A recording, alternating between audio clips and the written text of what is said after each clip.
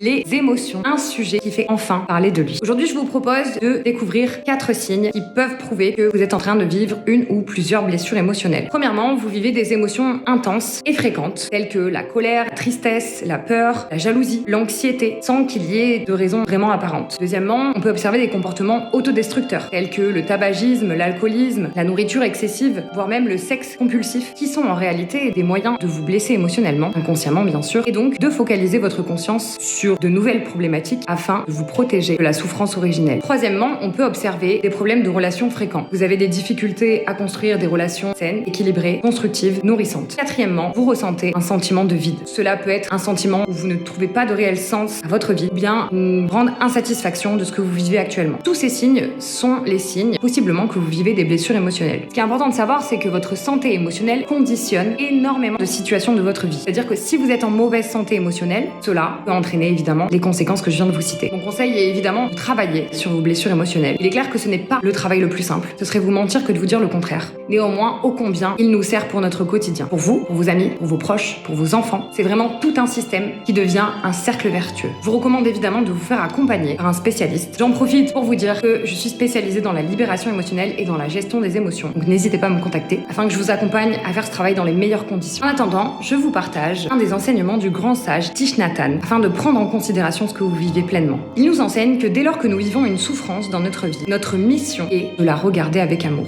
Alors que notre premier réflexe serait plutôt de vouloir l'étouffer, voire même en être dans le déni total. Donc voilà comment il faut faire. Il faut imaginer, ça peut paraître fou comme ça, 2 parts de nous. Une part qui serait la part de souffrance et une part qui viendrait observer cette part de souffrance. Et le rôle de cette part d'observateur, c'est de venir observer la part de souffrance avec compassion et amour. En fait, cette méthode, c'est juste prendre le temps de regarder ce que l'on vit ici, prendre le temps de l'accueillir, de se demander qu'est-ce qui se passe en nous, et surtout de lui apporter de l'amour. Imaginez un enfant qui souffre. Quelle serait votre première réaction? Ce serait de le réconforter et de lui apporter de l'amour. Je ne vous en demande pas moins pour vous. Et ainsi, on se comprend mieux, on s'aime mieux, et on prend le temps de soigner ses souffrances avec amour et considération. Prenez soin de vous les amis.